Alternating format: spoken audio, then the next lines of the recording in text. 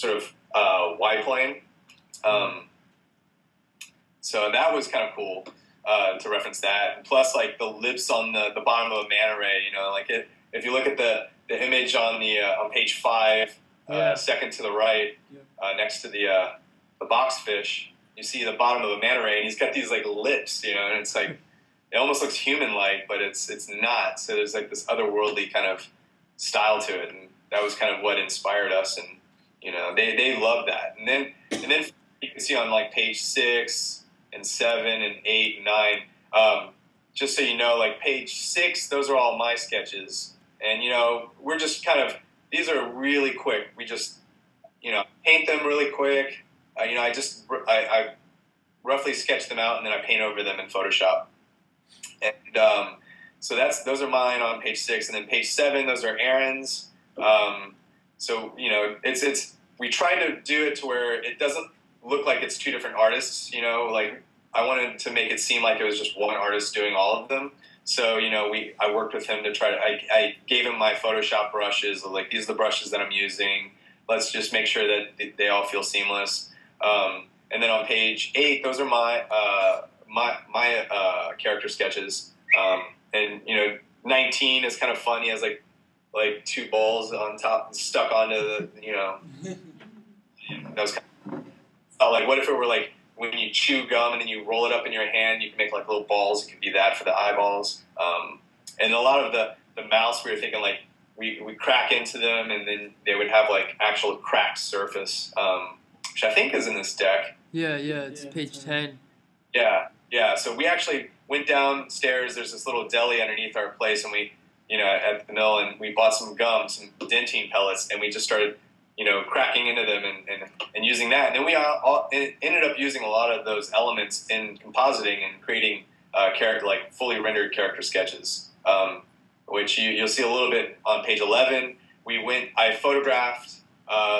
We have like a soft box, you know, for product photography, which is like a little cyc, and it's like evenly lit. You can change the way you light. You know, you light something so you get a nice fill over here. A lot of the highlights that I painted in, but so we shot the gum, and then I just painted in all of the faces on page 11, and I have more of these, which, you know, this is the initial presentation that we gave to them, and then we had more rounds of design after this. And then for the cloud, you know, it was just like found faces in clouds. And that was just kind of the inspiration. And then for his body, it was just like I said, it was like smoke, the breath from when it's cold outside.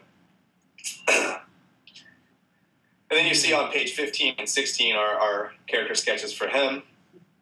So, you know, it's just a lot of fun. And you know, it's funny on page 15, you know, going back to our aquatic life, if you notice, number 3 looks like a hammerhead shark. Yeah, it does.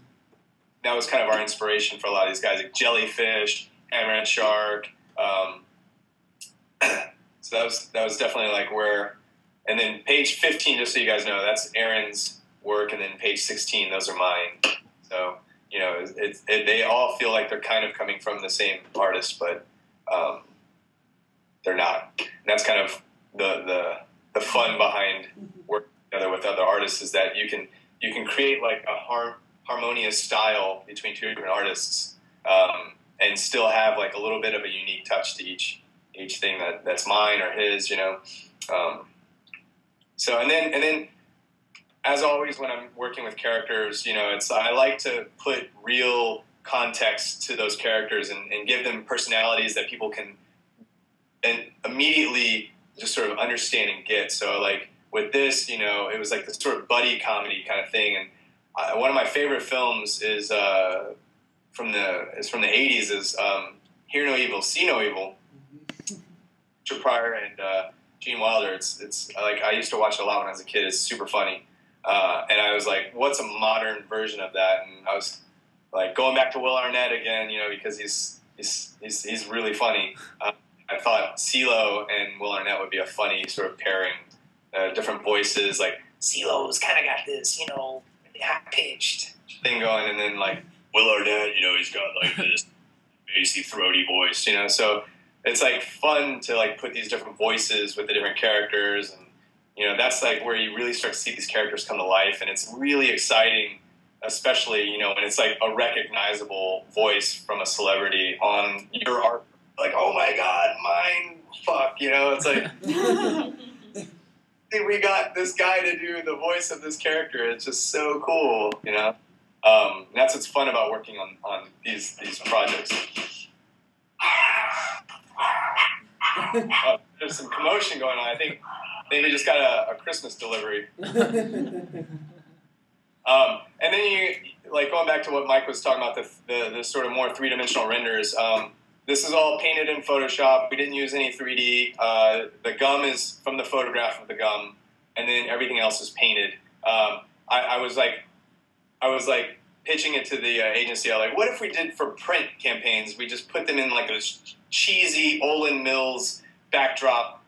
Put them like next to each other. Like these two guys went to a photo studio to get professional, photos of them together, taken, and they're like, oh, I love that. And you got the lasers, the fun lasers, and the just the cheesy sort of like abstract painted backdrop. So that's what those were in, and they really get excited. You show them a bunch of character lineups for character casting is what we call it when you're doing a character design.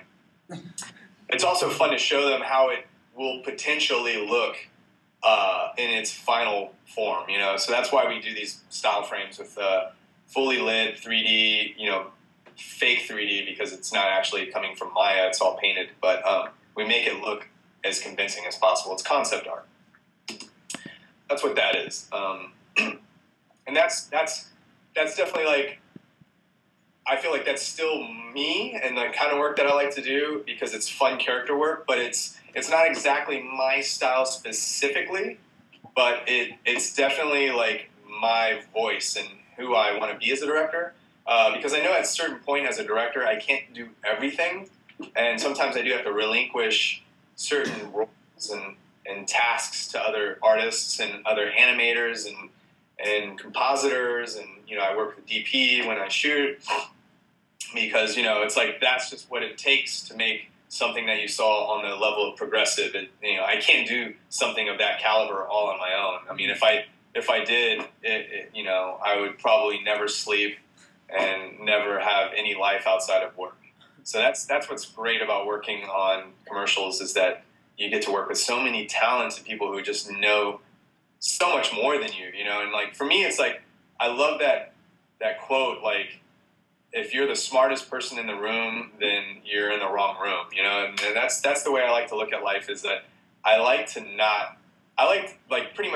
everyone in the room to be way smarter than me and know way more and be way more talented.